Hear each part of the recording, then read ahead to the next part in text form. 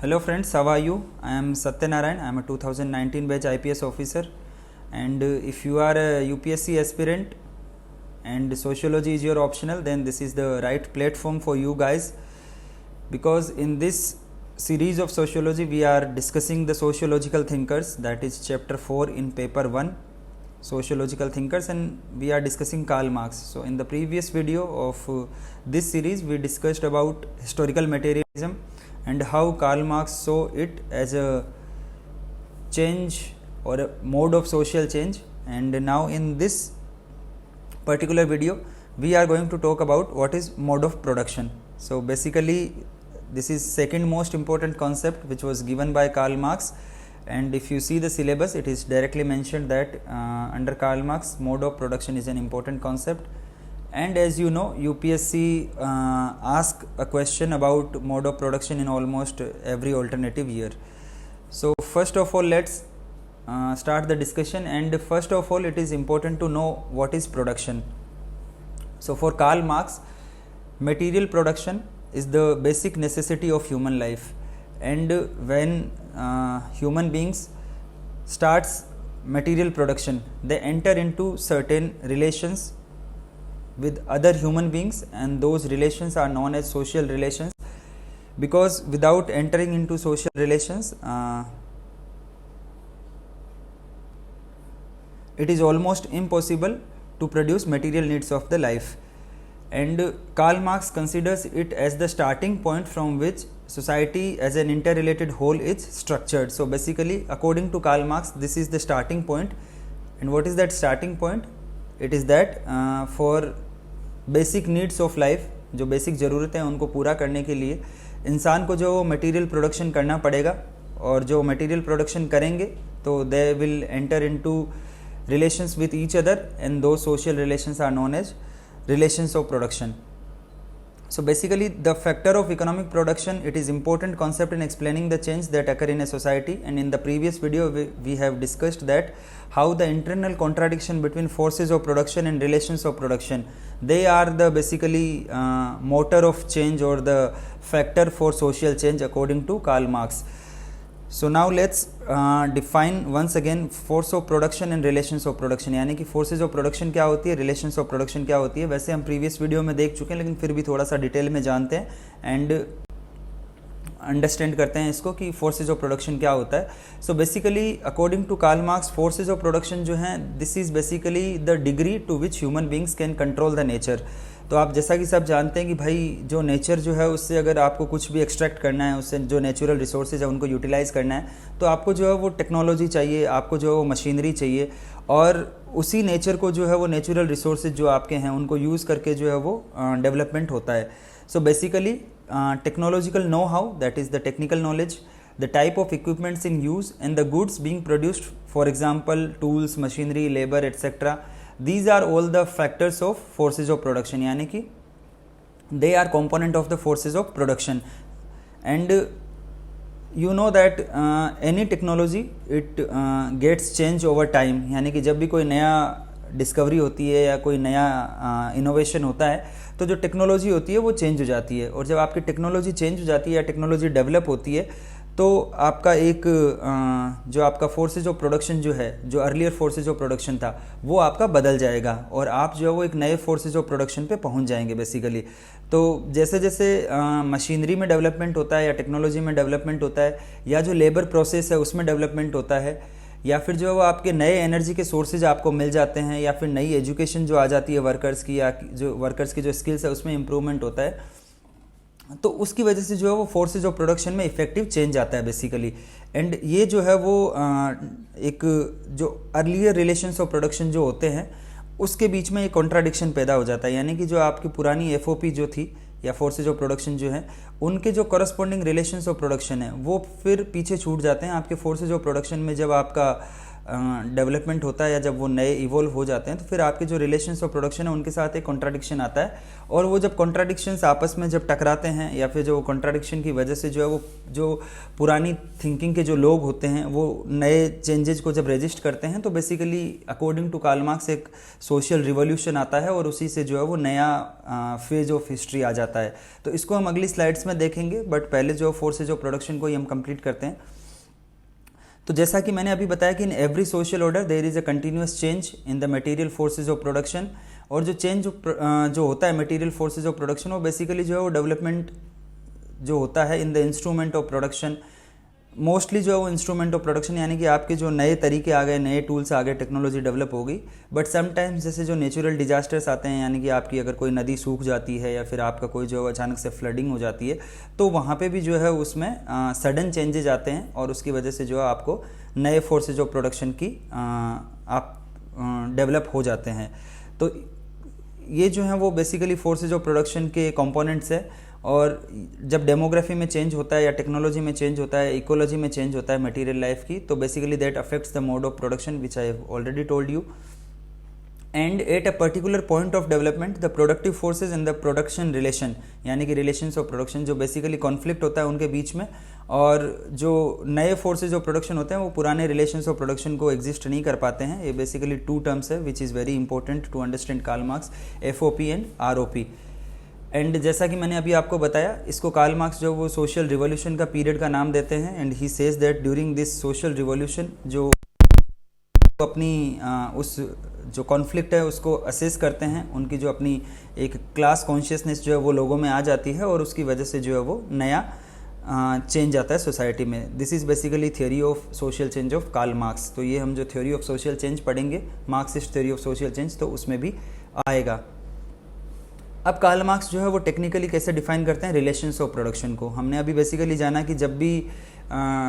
Material production होगा तो जो पीपल जो होंगे they will enter into definite relations with one another, and these social relations are known as relations of production. And the relations of production are basically the social relations found among the people involve in the process of production, यानी कि जो production process में जो लोग involve है उनके बीच के जो आपस के रिलेशंस है बेसिकली दैट इज़ ROP। इसके अलावा जो आपकी ऑनरशिप जो है, जो आपके रिसोर्सेज है उनकी ऑनरशिप जो है वो भी डिफाइन करती है, या प्रोपराइटरशिप जो है वो भी डिफाइन करती है रिलेशंस ऑफ प्रोडक्शन की। और इसी के बेसिस पे जो है वो कार्ल मार्क्स ने बेसिकली दो तरह के लोगों की बात की है, those who are having resources and those who are not having resources. तो basically Karl Marx have distinguished between two categories, that is haves and have nots. So ये जो है वो मार्क्सिस्ट टर्मिनोलॉजी है, हैव्स एंड हैव नोट्स। तो इस तरीके से जो है वो बेसिकली दो तरीके के रिलेशंस ऑफ प्रोडक्शन की बात करते हैं। One the relations among the people who are involve in the production, and second among the proprietors and the workers. And basically जो आपके सोशल रिलेशंस जो हैं वो because it is determined by the productive forces, जैसा कि मैंने पिछली slide में बताया। तो जब इनके बीच में जो कॉन्ट्राडिक्शंस आते हैं उसकी वजह से जो है वो आपका सोशल चेंज होता है। एंड TB बोटामोर जो है एक सोशियोलॉजिस्ट है, उन्होंने इसको दिया है act as the motor of history. This is terminology given by TB Bottomore. TB Bottomore is a sociologist. अगर आप इसका नाम भी लिख देते हैं तो इट्स गुड, आपको थोड़े एक्स्ट्रा नंबर मिल जाएंगे। And basically relations of economic control which are legally manifested as property ownership, this is basically relations of production, and they govern access to the forces of production and products। तो basically जिनके पास जो resources हैं वो basically owners होते हैं, और वो जो ओनर्स जो हैं उनका नोट जो रिसोर्स जिनके पास नहीं है उनके साथ जो रिलेशंस है उनको भी रिलेशंस ऑफ प्रोडक्शन के नाम से डिफाइन किया गया है। And it includes both the relations between the direct producers, यानी कि जो वर्कर्स हैं, एंड देयर एम्प्लॉयर्स, यानी कि जो कैपिटलिस्ट क्लास है या जो हैव क्लास है, and those who control their labour, and the relations between the direct producers themselves, यानी कि जो वर्कर्स के बीच की रिलेशंस है उसको भी रिलेशंस ऑफ प्रोडक्शन हम कह सकते हैं, और जो ओनर्स और वर्कर्स के बीच की जो रिलेशंस है उनको भी रिलेशंस ऑफ प्रोडक्शन कहते हैं। अब बेसिकली जो है वो according to Karl Marx, in a society, कोई भी सोसाइटी जो होती है उसमें दो कंपोनेंट होते हैं, one is infrastructure and another one is super structure. और कोई भी चेंज जो इंफ्रास्ट्रक्चर में आता है वही चेंज जो है वो सुपर स्ट्रक्चर में रिफ्लेक्ट होता है, बाहर है। सो बेसिकली जो रिलेशंस ऑफ प्रोडक्शन जो हैं और जो फोर्सेज ऑफ प्रोडक्शन है, ये दो कंपोनेंट्स होते हैं आपके इंफ्रास्ट्रक्चर के। और जब इनके बीच में कोई भी चेंजेज आता है तो जो आपकी पॉलिटिकल सिस्टम है आपका, या आपका जो रिलीजियस सिस्टम है, आपका एजुकेशन सिस्टम है, इन सब में जो है वो इफ़ेक्ट जो है वो आपको देखने को मिलता है। आपका लीगल सिस्टम है, ये जो हैं वो सारे आपके सुपर स्ट्रक्चर के पार्ट हैं। तो इंफ्रास्ट्रक्चर और सुपर स्ट्रक्चर, तो इसी को जो है वो बेसिकली कार्ल मार्क्स ने प्रोसेस ऑफ सोशल चेंज कहा है। और according to him at a certain stage of their development the material productive forces यानी कि FOP of a society come into conflict with the existing relations of production, and the contradiction between the FOP and ROP they accounts for the history existing as a succession of mode of production। यानी कि एक mode of production से दूसरे mode of production पे अभी हम define करेंगे कि मोड ऑफ प्रोडक्शन क्या होता है। तो एक मोड ऑफ प्रोडक्शन से दूसरे मोड ऑफ प्रोडक्शन में बेसिकली जो है वो रीजन जो है वो these are the internal contradiction between FOP and ROP,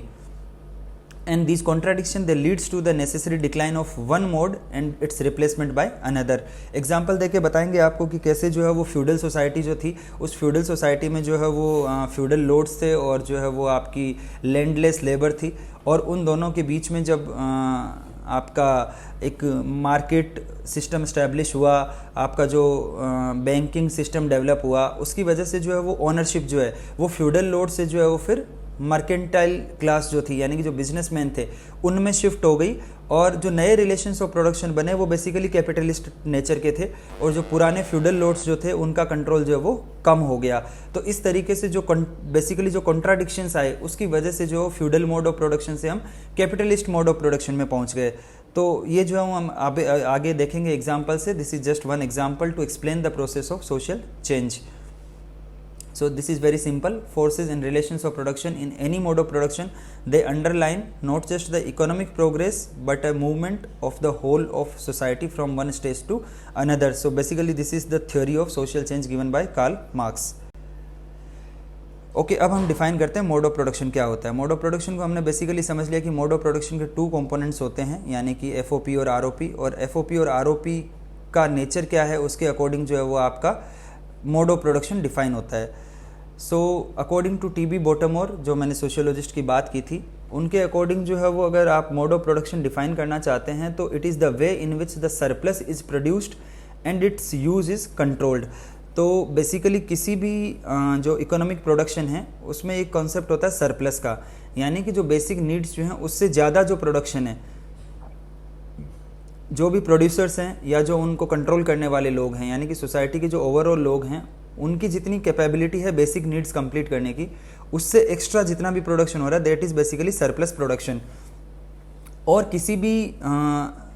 किसी भी स्टेज को या किसी भी सोसाइटी को डिफाइन करने के लिए कि उस सोसाइटी का मोड ऑफ प्रोडक्शन क्या है, उसके लिए हमें ये देखना पड़ेगा कि उस सरप्लस को जो है वो कौन प्रोड्यूस कर रहा है और कौन उसको जो है वो कंट्रोल कर रहा है। और इसी के हिसाब से जो है वो कार्ल मार्क्स ने बेसिकली 4 मोड ऑफ प्रोडक्शन बताए हैं। According to Marx there are 4 mode of production. One is Asiatic mode of production, यानी कि जो ये आपका सबसे primitive type of mode of production है। इससे जो है वो ग्रेजुअली जो है वो स्लेवरी सिस्टम में हम पहुँचे, that is ancient mode of production. Slavery system से जो है वो फिर हम फ्यूडल सिस्टम में पहुँचे, that is feudalism. And feudalism से जो है वो फिर हम कैपिटलिस्ट मोड ऑफ प्रोडक्शन में पहुँचे। And according to Karl Marx capitalism के बाद में जो है वो बेसिकली सोशलिज्म आना है। तो दिस इज़ बेसिकली यहाँ पे जो है वो रिवोल्यूशन की बात करते हैं कार्ल मार्क्स, वो हम बाद में समझेंगे। और जब Karl Marx basically capitalist mode of production को डिफाइन कर रहे थे तो उनको जो है वो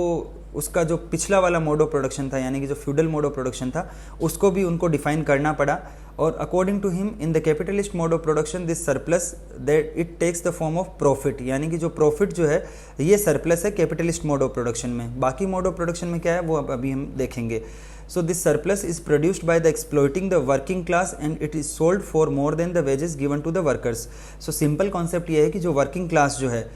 उनका जो लेबर जो है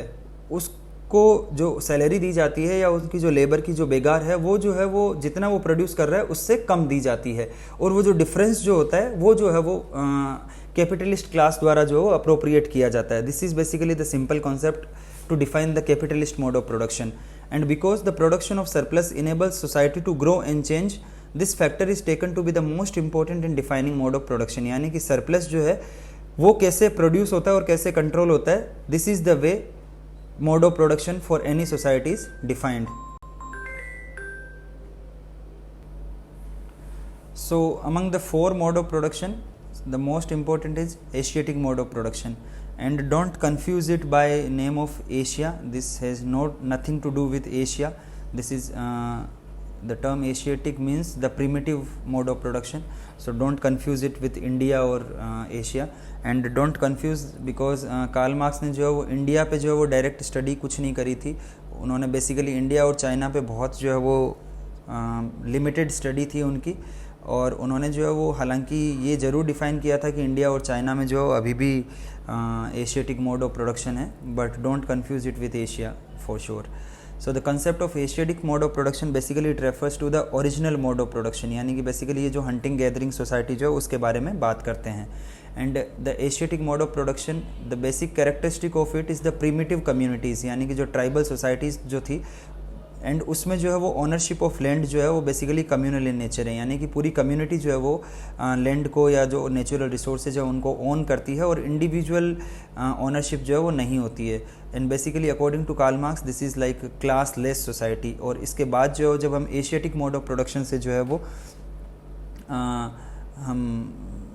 एंशियंट मोड ऑफ प्रोडक्शन या फ्यूडल मोड ऑफ प्रोडक्शन में से जाते हैं, तो बेसिकली जो हम क्लास लेस से क्लास सोसाइटी की तरफ मूव करते हैं, यानी कि इस सोसाइटी में हेव्स एंड हैव नोट्स के बीच में इतना ज़्यादा डिफरेंस नहीं है. And these communities they are still partly organized on the basis of kinship relation, यानी कि rather than any legal bindings or any laws, they are more or less governed by the kinship or personal relations. And the state power basically controls the use of essential economic resources and they directly appropriates part of the labor, यानी कि एक king होगा उसका या community का एक तरीके से जो है वो हेड ऑफ द कम्युनिटी होगा, and he directly appropriates part of that labour and production of the community, यानी कि जो भी वो बेसिक प्रोडक्शन करेंगे उसी का जो है वो एक हिस्सा जो स्टेट पावर या जो उनका हेड जो ऑफ द कम्युनिटी है उसके द्वारा अप्रोप्रिएट किया जाएगा. So this mode of production basically constitutes one of the possible forms of transition from classless to class society that I have already told you, and it is also perhaps the most ancient form of this transition. It contains the contradiction of the transition, that is the combination of communal relations of production with emerging forms of exploiting classes and of the state. तो यहाँ पे जब आपकी agricultural tools develop होना शुरू हो गए, आपका प्लो आ गया, या फिर जो है वो आपके बेसिकली आयरन और जो बाकी अन्य चीज़ों की जब डिस्कवरी हो गई, इनोवेशन हो गया, तो उसकी वजह से जो आपका टेक्निकल या टेक्नोलॉजिकल जो नो हाउ है वो इम्प्रूव हो गया, और उसकी वजह से जो फोर्सेज ऑफ प्रोडक्शन जो हैं वो चेंज होना शुरू हो गई. और जब वो डेवलप होना शुरू हुई तो जो कम्युनल मोड ऑफ ऑनरशिप जो है लैंड की, उसके साथ जो है वो बेसिकली एक तरीके से जो कॉन्फ्लिक्ट आना शुरू हो गया, और यहीं से जो है हम एशियाटिक मोड ऑफ सोसाइटी से एंशियंट मोड ऑफ सोसाइटी में एंटर कर जाते हैं. And basically ancient mode of production refers to slavery mode of production या स्लेवरी सिस्टम ऑफ प्रोडक्शन, यानी कि इसमें जो है वो मास्टर्स होंगे एंड जो है वो स्लेव्स होंगे. So in this system of production, the master has the right of ownership over the slave and appropriates the product of the slave's labor. So basically जो मास्टर होंगे उनके पास पूरी लैंड होगी, वो पूरे लैंड के ओनर होंगे, और जितने भी फोर्सेज ऑफ प्रोडक्शन हैं, चाहे वो लेबर हो, चाहे वो टेक्नोलॉजिकल नो हाउ हो, the master is the owner of that. And जो स्लेव्स जो हैं वो बेसिकली दे आर लाइक उनके पास खुद के कोई राइट्स नहीं है, और उनको सिर्फ और सिर्फ जो सब्सिस्टेंस बेसिस पे जो उनका जो 2 वक्त का जो खाना होता है वही मिलेगा, उसके अलावा उनको और कुछ नहीं मिलेगा. और जो हम एग्रीकल्चरल स्लेवरी की बात करते हैं, यानी कि स्लेवरी और भी डिफरेंट टाइप की थी, इंडस्ट्रियल स्लेवरी भी थी, बट जब हम एग्रीकल्चरल स्लेवरी की बात करते हैं तो the slaves they work the master's land and they receive only their 2 times food, यानी कि जो उनको बस सब्सिस्टेंस के लिए है. एंड द मोस्ट इम्पोर्टेंट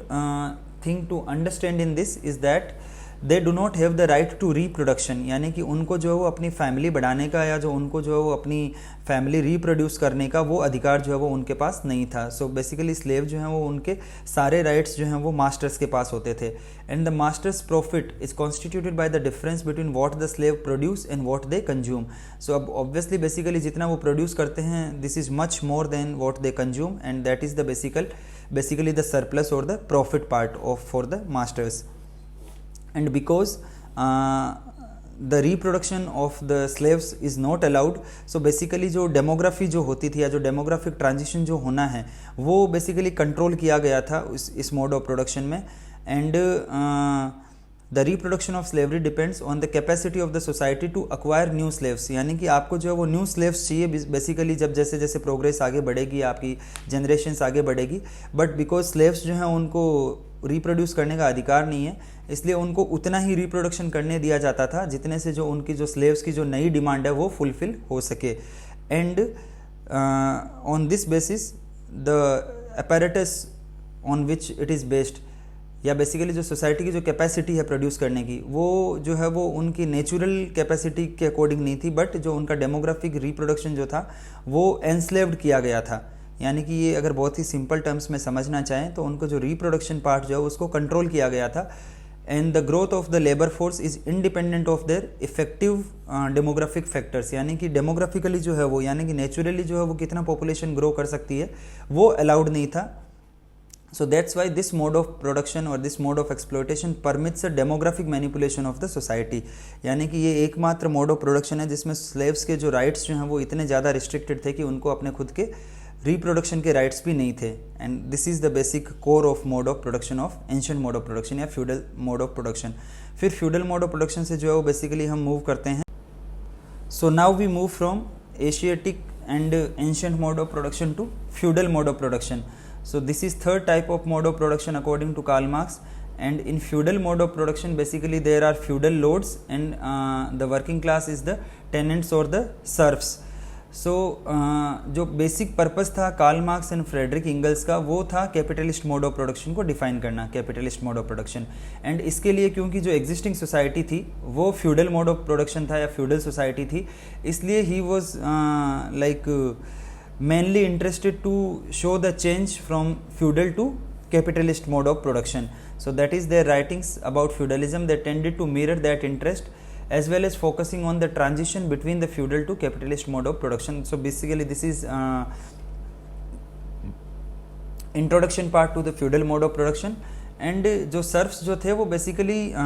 वैसे रिप्रोडक्शन करने के लिए फ्री थे, but they were deprived of their property rights, यानी कि उनके पास जो है वो property they could not own, and though they can use their lords as property, यानी कि जो भी उनके जो फ्यूडल लॉर्ड्स हैं उनकी वो प्रॉपर्टी को यूज़ कर सकते थे, बट उनकी जो है वो ओनरशिप नहीं इस्टेब्लिश कर सकते थे। And basically they were obliged to surrender their labour और the product of their labour over and above what was needed for their family subsistence and simple reproduction to the their feudal lords. So हम India में जब जजमानी system की बात करते हैं तो this is more और लेस जो है वो फ्यूडल मोड ऑफ प्रोडक्शन होता है, यानी कि हम देखते हैं कि before the entry of Britishers India में जो मोड ऑफ प्रोडक्शन था वो मोर और लेस जो है वो फ्यूडल मोड ऑफ प्रोडक्शन था। उसमें जो है वो फ्यूडल लॉर्ड्स होते थे और टेनेंट्स होते थे। टेनेंट्स बेसिकली जो है वो उसमें एग्रीकल्चर करते थे, खेती करते थे, और उसका जो एक मेजर चंक जो होता था वो फ्यूडल लॉर्ड्स को जाता था। और उसमें भी जो है वो बीच में बहुत सारी लेयर्स आ गई थी, एक जमींदार जो है वो दूसरे जमींदार से नहीं, नॉट दूसरे जमींदार से, मतलब लेयर्स ऑफ जमींदार आ गए थे, और फिर उसके बाद जो है वो ओवरऑल जो है किंग के पास सारा प्रोडक्शन जो पहुँचता था। तो दिस इज़ लाइक जो आपके टेनेंट्स हैं या जो सर्फ्स हैं उनके पास सिर्फ उतना ही छोड़ा जाता था जिससे उनकी फैमिली की सब्सिस्टेंस हो सके और जो है उनका सिंपल रिप्रोडक्शन हो सके, उससे ज़्यादा उनके पास जो है वो नहीं छोड़ा जाता था। हम देखते हैं कि मोर देन 50% जो है वो उनसे जागीरदारी या जो आपकी एक आप रेंट कह लीजिए, लैंड रेंट जो है वो ले लिया जाता था। जब हम इवन मुग़ल सिस्टम की भी बात करते हैं इंडिया में तो so feudal rent, whether in the form of services or taxes, it was an important component of the feudal mode of production. चाहे तो आप सर्विसेज दे दीजिए, चाहे जो है वो आप टैक्स के फॉर्म में जो है वो आप उनको दे दीजिए, जैसे चौथ वसूली की जाती थी उस तरीके से। And the feudal lords they were able to force the serfs on the basis of the military strength. तो हम जानते हैं कि जब फ्यूडल मोड ऑफ प्रोडक्शन आया तो जो भी किंग होते थे या जो फ्यूडल लॉर्ड्स होते थे उनके पास जो है वो एक रिजर्व्ड आर्मी होती थी, और उस आर्मी में भी जो है वो बेसिकली लोकल लोग ही होते थे, बट वो जो हैं वो वसूली का काम करते थे। बेसिकली जितने भी सर्फ्स थे या टेनेंट्स थे उनके पास जाते थे और एनुअली या जो है वो क्वार्टरली जो है वो उनसे रेंट वसूल करते थे। So this is basically the idea of feudal mode of production. And now we see how there was a transition from feudal mode of production to capitalist mode of production. So in the feudal mode of production serfdom implied a direct relation between the rulers and the servants, यानी कि यहाँ पे जो rulers हैं और servants जो हैं उनके बीच में एक डायरेक्ट रिलेशंस थी। and in feudal serfdom the instrument of production were simple and inexpensive. The evolution of the feudal system brought about the development of exchange of agricultural and manufactured products in the regional market. So basically what happened, क्योंकि जो production जो था वो आपका काफ़ी ज़्यादा था, तो इसके लिए जो है वो उसको एक्सचेंज करने के लिए मार्केट्स की ज़रूरत थी। और फिर जो धीरे धीरे आपके मार्केट्स डेवलप हुए, रीजनल मार्केट्स डेवलप हुए, एंड जो स्पेशल नीड्स थी रूलिंग क्लास की और जो हाई क्लास होती थी उसमें जो है वो फिर बढ़ोतरी होने लगी, यानी कि उनको परफ्यूम चाहिए, उनको परफ्यूम की ज़रूरत पड़ने लगी, सिल्क के कपड़े उनकी डिमांड होने लगी, उनको जो मसाले भी जो हैं वो वाइन्स और फ्रूट्स और ये सब जो है वो उनकी डिमांड्स जो थी वो बेसिक से हाई फाई होने लग गई थी। So the special needs, we can call them as special needs of the ruling class and high ranking church officials,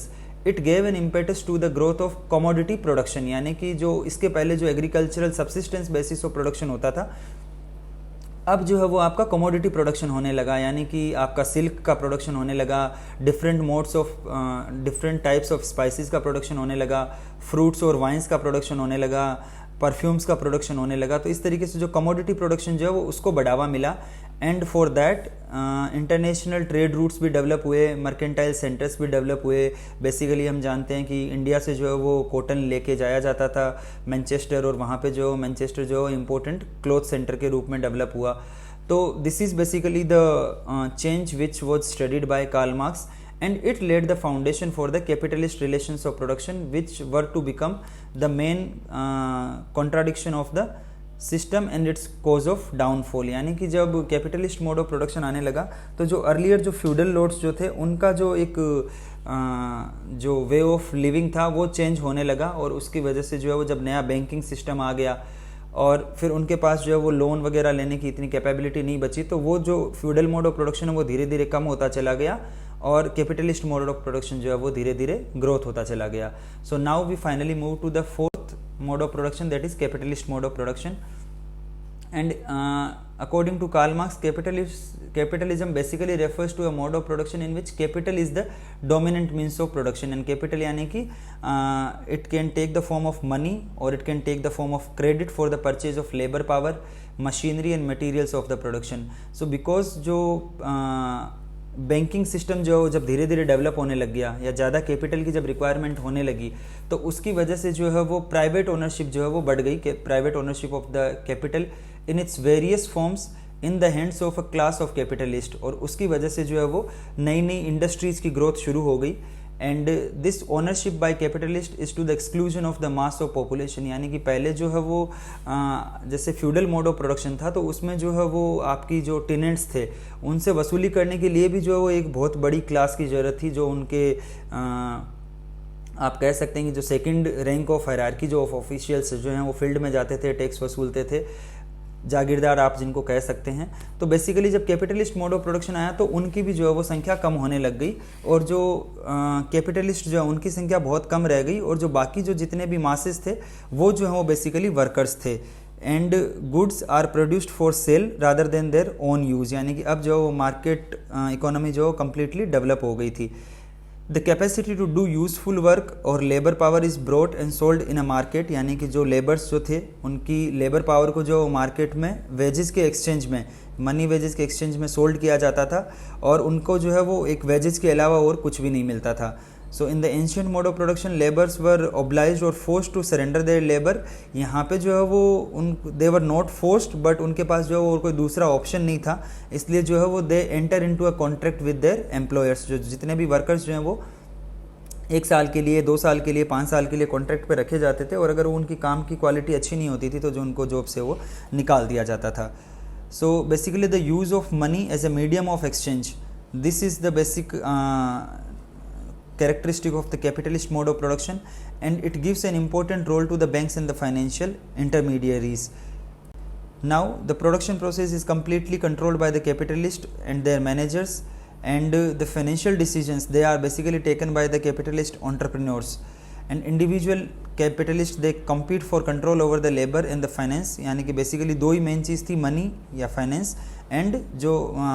workers की जो लेबर है। एंड इसके लिए जो है वो कैपिटलिस्ट जो है वो आपस में कॉम्पीट करने लगे, और इनके आपस में कंपटीशन की वजह से जो है वो बड़े इंडस्ट्रियलिस्ट या बड़े कैपिटलिस्ट डेवलप होते चले गए, और जो जितनी भी स्मॉल फिश थी वो सब जो है वो टेक ओवर कर ली गई बाय लार्ज कैपिटलिस्ट। तो हम देखते हैं कि आज भी 21st सेंचुरी में भी जो है वो ये चीज़ स्टिल रेलेवेंट है। आपने देखा होगा कि इन एजुकेशन सिस्टम या एजुकेशन सेक्टर में जो बहुत सारे स्टार्टअप्स, जो छोटे छोटे स्टार्टअप्स ग्रो हो रहे थे, उनको जो बड़ी कंपनीज है उनके द्वारा एक्वायर कर लिया गया, और उसके बाद जो है वो कंप्लीटली एक तरीके से जो है वो आपका कैपिटलिस्ट मोड ऑफ प्रोडक्शन में चला गया। उसमें सारी ओनरशिप और जो प्रॉफिट वगैरह है वो कुछ उनके ओनर्स के पास जा रहा है, और जो एक फ्रीलांसिंग वाला या जो एक सोशल सर्विस वाला जो एलिमेंट है वो उसमें धीरे धीरे कम होते चले जाता है। So you have an number of examples, I am not directly coating them here,